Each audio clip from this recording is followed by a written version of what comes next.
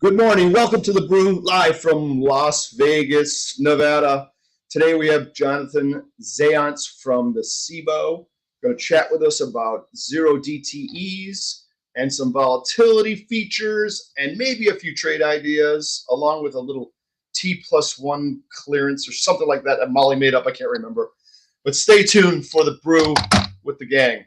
Coming up now, and I don't have a bell. Bing.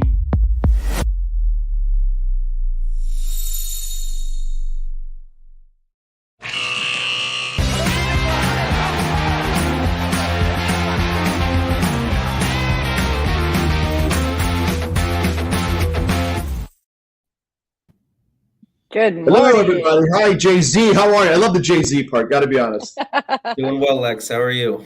Good to see you again. Jonathan was on with us at the summit, the Cboe Tradier Summit. Molly, you remember, right? Yeah, and Jay-Z had some backup dancers that we really loved. We loved those at the summit. They did. I know he's going to see this today, unfortunately. I got an office today.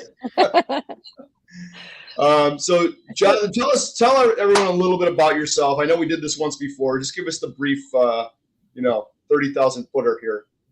Sure. So I'm on our U.S. options team. My main focus is our index options and our multi-list options. Obviously of late, SPX, specifically 0DTE, has been pretty much everywhere. So that's been really a good amount of time talking to people, demystifying, news that's wrong or things that people don't understand about the product, really trying to help investor education to further really the democratizing of options trading that we've been seeing. So a little bit of everything, but that's definitely been the big focus lately. Nice. Yeah, it's certainly got everyone's attention, because I'm on the retail side of the equation now. And if I get 20 phone calls a week on something, I'd say 15 of them are easily on 0DTEs and SPX. Yeah, that's unsurprising, but good to hear. Yeah, it's amazing. So if Cboe had all of its instruments in a car dealership, it would be spinning, or 0DTE would be spinning around in the front window, right? Oh, definitely. That's as close to the flagship as it gets nowadays.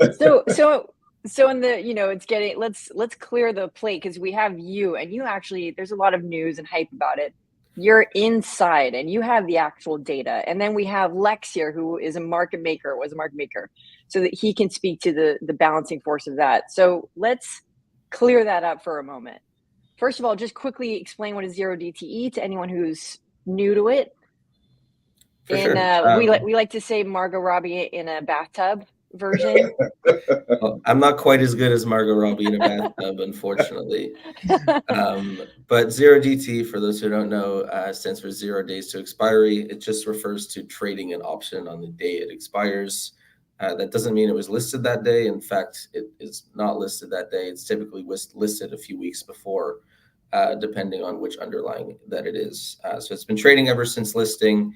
The 0 day part just refers to trading it somewhere between 9:30 a.m. and 4 p.m. Eastern on the day of expiry. So it's important to know we've had 0DTs from the beginning of time. In the old days when I traded, there was one a month. It was the third Friday of the month. That was a 0DT when it was Friday of the third Friday of the month. And then you guys, I think, added in SPX at least. You added Monday, Wednesday first. Is that right? Yeah, we added those back in 2016. Okay. So that was pretty popular. And it took you until fairly recently to add Tuesday, Thursday, right? Yeah, those were done last April and May 2022. Okay. So now we have an expiration every day to deal with, or not deal with, play with, or invest in. And you said they're listed about 3 weeks in advance. So from 3 weeks out from today, we have everyday expiration in SPX. Is that accurate? So SPX is listed 5 weeks in advance. SPY is listed 2. So I just kind of split the difference there. Yeah, that's good. Okay. But depending on when you want to trade, there's an SPX expiry going out 5 weeks every day. Okay. And then what about VIX, for your VIX product? VIX, there's no 0DTE right now.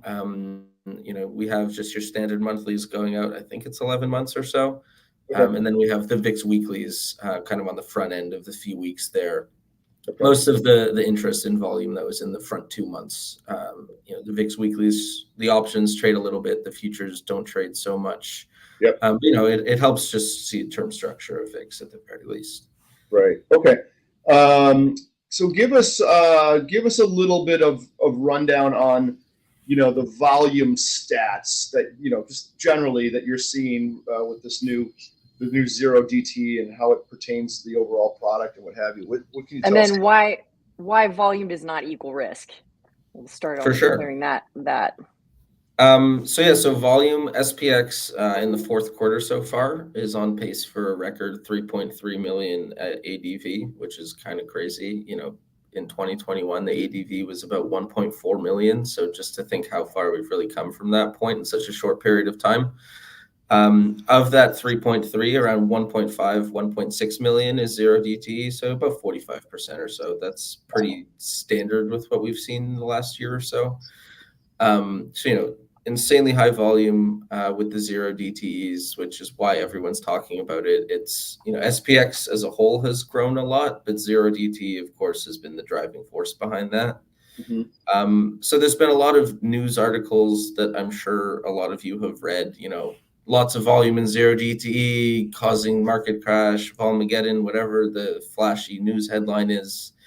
If it bleeds, it leads. If it bleeds, it leads. Exactly. But if you really look into it a little bit, you'll see that it's not just customers buying calls, which is what happened with GameStop in 2021. So everyone kind of equates this to that, but it's really not the same thing.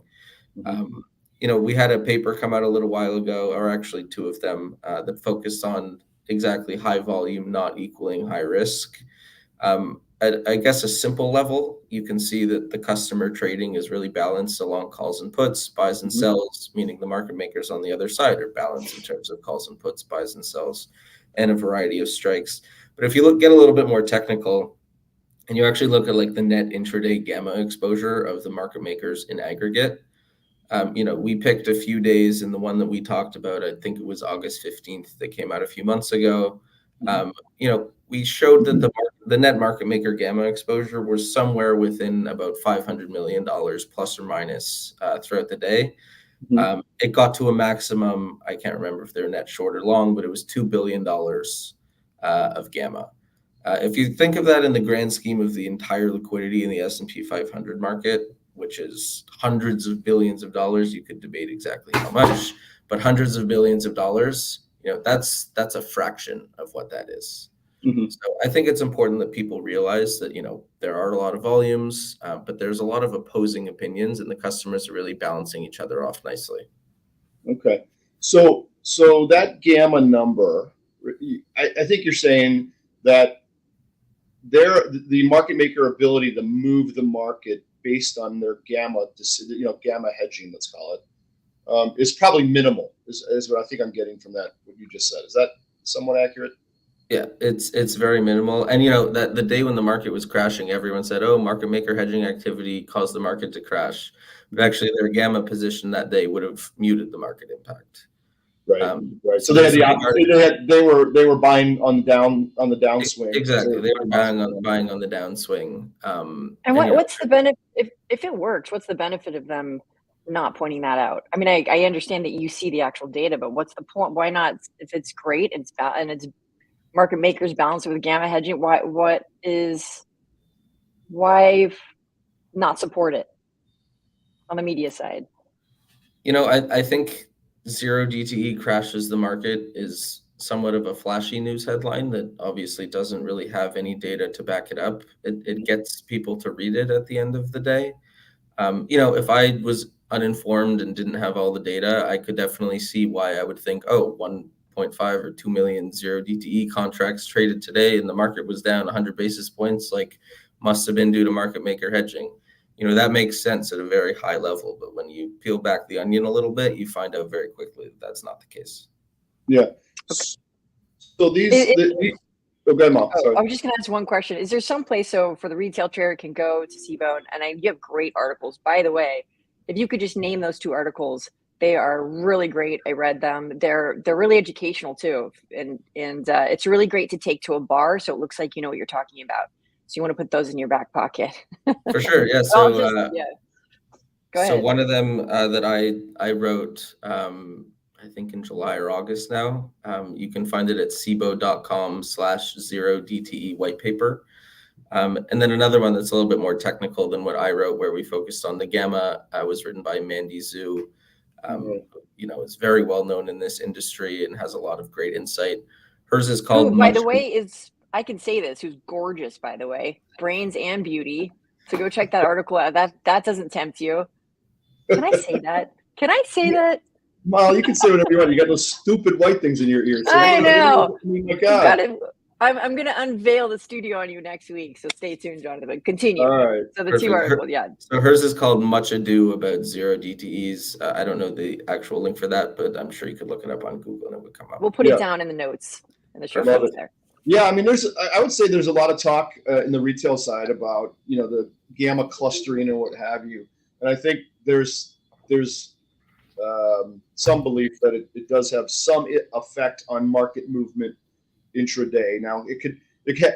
They say, the people believe this, that there could be a pinning effect. So based on which strikes are heavily held by the market making community, that their market maker behavior in terms of hedging could cause things to drift towards certain strikes by the end of the day. So I mean, I don't know. It sounds like that's probably not the case. It's not big enough. Is what I'm getting out of it. Yeah, so we've definitely heard that. I guess going back to the example we were talking about before, I think it was August 15th, but don't hold me to that. But the market fell about 50 basis points that day or so. I think it was the 44.40 put that everyone was talking about, because there was, I think there was like 150,000 0DTE contracts that traded in that 44.40 put. So that was the one that stuck out. But I've looked at it like intraday, and like, let's say every 5 minutes or so, you can draw like a net market maker exposure just on that one. Very close to zero the whole time. The ones around it, very close to zero the whole time. So, because there was a lot of volume there, and that's kind of where the market fell to or around, everyone said, oh, it's that pinning effect that you're talking about. But in reality, it's just about breaking down the data further. It's fairly easy to look up volume. Everyone can pull up an options chain and kind of see how much is traded. It's very difficult to know what's actually happening behind there. Yeah. And in that Insights article, there's a really great, and we'll have that in the show notes as well, really great write-up on intraday volatility. So take a look at that as well. Yeah, I think Mandy actually called it high volume does not equal high risk. I think that's exactly Yeah. That's and then she has yeah, go ahead. Go ahead, Mo. No, go ahead. I was going to say, look at the market making community is a clever bunch, right? I was one of them. I'm not saying I'm clever.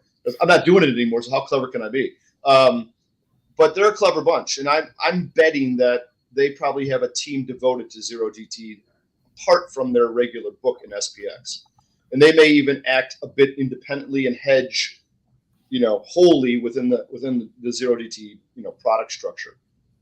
Any thoughts around that? I know you don't necessarily know that from the data, but what do you feel, Jonathan? So, anecdotally from talking to some of our market makers, that's definitely the case with some or even a lot of them. Because it's grown to, let's say, half the volume, they have a separate 0DTE desk. So not that the 0DTE desk doesn't talk to the non-0DTE desk, right, but they have people actually focusing specifically on this, and then the other team would focus on everything else related to SPX. Right, yeah. Oh no! Right. Please go ahead. We have a problem. Molly's like really into this. She is like, I know. Give me a sweatshirt for God's sakes. I know. So January comes out with T+1. Can you briefly? And I know we've got you only for a couple more minutes, but can you run down what that launches in January? And what it means actually? What does T+1 refer to? So T+1 would just refer to the clearing and settlement process. Typically right now it would be T+2. It's been like that for a long time. There's been a lot of industry talk as it's become more electronic and things have become more efficient and quicker. Why are we still clearing and settling T+2? Personally, I think that's a great question. I don't know why we were, and I guess this is remedying that. I think T+1 is probably just a stepping stone to either T+0 or potentially even intraday clearing and settling at a point in time. Don't hold me to that. And then future going into full cyborg, right? Exactly. Yeah, and then we'll just all be hanging out on a beach, and the machines will be doing everything. Right. Yeah. But yeah, so we're just shortening the clearing and settlement process. So what's happening now is, I think it was either December 4th or December 8th, the Cboe equities markets began testing on this. So they'll be sending DTCC some of the trades that basically happened. There's a subset of underlyings equity names. I don't know exactly off the top of my head which ones they are. But they will be sending those trades to them on a T+1 basis to kind of help them get to the T+1 settlement process, which is expected to take full effect in May next year. Oh, wow. Amazing. Okay, great. And then a quick, you had a trade. I don't know if you have enough time for that, but if you might have so insights. Definitely not investing advice, but I happen to be looking at this morning, and there's some interesting names out there that either have flat or inverted skew. Wow. I think wait, hold on. I got to ask you what skew is. We all know what it is, but let's. No, yeah, Molly, inverted skew. You know what skew is. Yeah, inverted skew is what one of my boyfriends had, but luckily I found Max. They have an ointment. They have an ointment for inverted skew. Don't worry, you put a little ointment on that and it goes right away. Right. Exactly, gets rid of it. So skew basically just, to an easy explanation, measures the relative cheapness or implied volatility of the 25 delta calls versus 25 delta puts, typically is what people use. So I was just looking 30 days out. Conveniently, 30 days out today, there isn't a Friday expiry, so there was no interpolating or anything there. But 30 days, I was looking at Meta and Spirit Airlines, ticker SAVE, and SAVE was like fairly inverted skew. Meta was relatively flat. I think people are worried that the market's running pretty hot right now. So with flat or inverted skew, you can get into a call spread relatively cheaply, a long call spread, not a short call spread. Spirit is obviously a takeover target for JetBlue right now. They're pretty deep in trials. The takeover price was like $33 or something. It's trading at $14 or $15 right now. So, I think the 20-25 call spread you can get into it for relatively cheap. Similar to Meta, I thought that was an interesting idea as well. I'm potentially going to spend more time looking at these after this call to see if I want to get into them as well. But that was kind of the quick 5 minutes before come up with a trade idea thing. Wow, all right, so join us on the Brew. We're going to hack into Jonathan's computer to steal his trades. So that'll be right after. So you volunteer for MDA. Sorry, Lex, and then I'm done. You volunteer for MDA Israel. Molly, this is great. I'm in my pajamas in Vegas in my room looking like the Dark Knight. This is perfect. There's cocktails behind you on that desk. You forgot to. There's somewhere out there. I can't get any lighting in here. My God, it looks like a cockroach on the screen. So Jonathan volunteers for MDA Israel. So if you want to go donate there, it's mdais.org, and that's really great that you do that. Great organization. Yeah, awesome, really awesome, good. So you said Meta and JetBlue are the two trades like that, the long call spreads. Meta and Spirit. Sorry. Yeah, Spirit's taking over JetBlue, or vice versa. Yeah. Vice versa, and fundamentals, I think Spirit's balance sheet is great because they actually took your soul before you flew on. So they took your spirit. You have to pay them to get it back. Yeah, I just so we're clear, if this isn't like a negative press, but I can't fly Spirit because when they charge me to go to the bathroom now, I can't do it. I just can't do it. This was not advice to fly them. Right. Yeah, I just can't do it. I'm sorry. By the time I pay Spirit and every other little feature they have, it costs as much as American. Yeah. Right. Everyone's got to try college students, though. Yeah, great for college students. All right. Thanks, Jonathan. That's good stuff. So, Jonathan, let me ask before we let you go here. Are you at Cboe allowed to actually trade or not? Is that forbidden for you since you see so much data, or is that not the case? We are accepting specific things. So compared to other jobs, where you maybe need to clear your trades or hold positions for 30 days, it's not quite the case here. But we still need to be careful with what we do. Okay. And then again, not investing advice, just an interesting idea. Jonathan, we disclaim the heck out of that on this show because my God, all the stuff I say, holy cow. Right, Jonathan, I noticed we only talk about your stocks that are in your trust. So that's fairly interesting. We'll talk about that on the next show. Yes. Oh my God, Molly. CT Molly, here we go. I know, I can't help myself. No, this is great stuff. I love it. I love it. So any kind of little tickler you can give us, anything new coming out at Cboe that you probably can't tell us if no one knows. I guess so. I mean, maybe you slip up and say something like, yeah, fix 0DTE. Or, I don't know. Yeah, so I'm not going to say anything specific, but we are taking customer feedback and demand into account, and we're definitely hoping for some new products to come in 2024. So stay tuned there for sure. Okay, good. I know one of them, I think. Should I say it? Molly, should I say it? I won't react. No, I think actually Mandy's spoken about it. The SPX, the dispersion index. Yeah, that's the index was launched. I think it's in September. Okay, and the futures will be coming sometime next year. So that's kind of a new product, and that's going to be so the index is being computed now and displayed, right? That value. Yeah, ticker GSPX. You can look it up. Right, but you can't trade options on it yet. No. So first will come the futures. I believe sometime mid next year. And then potentially the options after that. Yeah, when that launches, we're gonna want you to come back if that's okay, because that's a really fascinating product. I think I listened to a webinar maybe with Mandy on it and some other British gentleman that I said, wow, that guy's got a great accent. He's like from Suits or something like that when they had the merger. I said that's awesome. So I forget his name, but he seemed like he knew a lot about mathematics. Oh, big time. Yeah, smarter than I behind the scenes in that one.